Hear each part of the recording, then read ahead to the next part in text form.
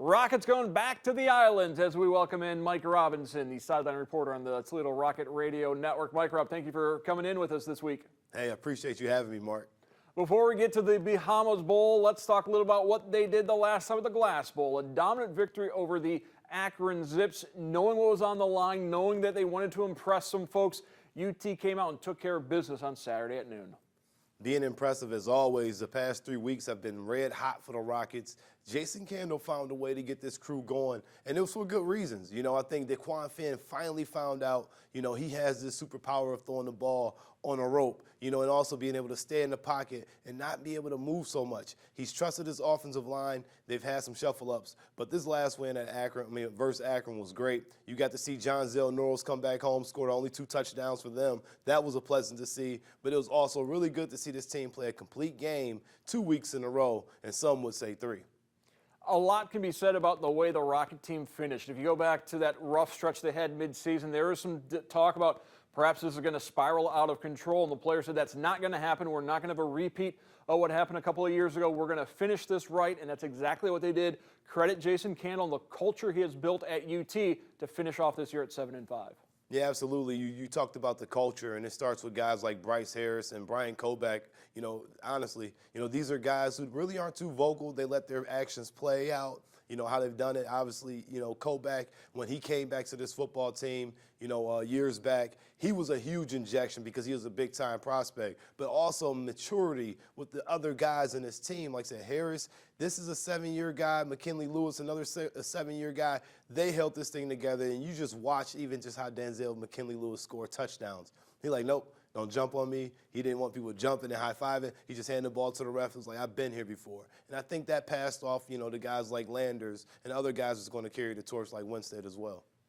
It's been several years since Toledo has won a bowl game. The last bowl game they played in, obviously, was the 2018 Bahamas Bowl, that 3-point loss to Florida International. The fact that they're going back to the Bahamas, several of those guys were on that 2018 team, so there's going to be a little bit of familiarity, which is always helpful in bowl situations because there's so much newness and so much other activities going offside around the football stadium. They're going to be able to maybe focus a little bit better because they know what to expect in Nassau.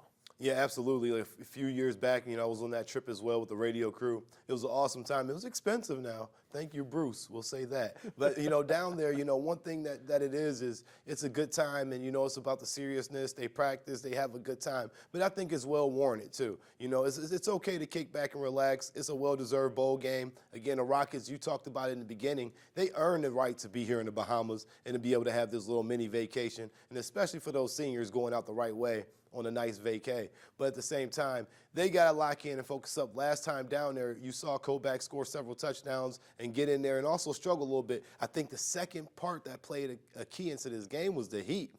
Playing against FIU down there, those Florida boys, those island boys, as you may call them, they knew how to handle that heat. And late in the game, the Rockets seemed like they were a little bit drained, although they had so much talent out there like Deontay Johnson, Cody Thompson, Woodside. I mean, it was a loaded football team, but they'll find a way to mitigate that heat and stay hydrated. I think they'll know what to do this time around and be able to last out the next team they play, Middle Tennessee.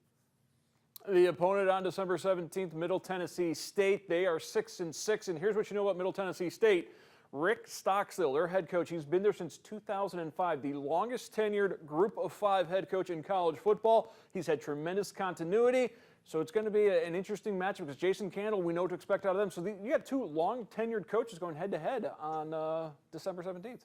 Yeah, absolutely. And Mark, the thing is, people don't realize how long tenured Candle really is. He's been here since 2008, 2009 as an assistant and worked his way all the way up. So Rocket pride runs through this coach. He's been here for over 12 years, over a decade. So, now people kind of get this perspective and see his love for this program right here. This is going to be a fiery matchup. I know the Rockets are looking to get a bowl victory. He hasn't got one since the Boca Bowl, so that's definitely firing in the back of his mind. And this defense is so lights out. Jamal Hines and Jones, those are guys that's going to finish this season out the right way defensively, and I think Daquan Finn is going to be able to lead them offensively to a nice victory here in the bowl game.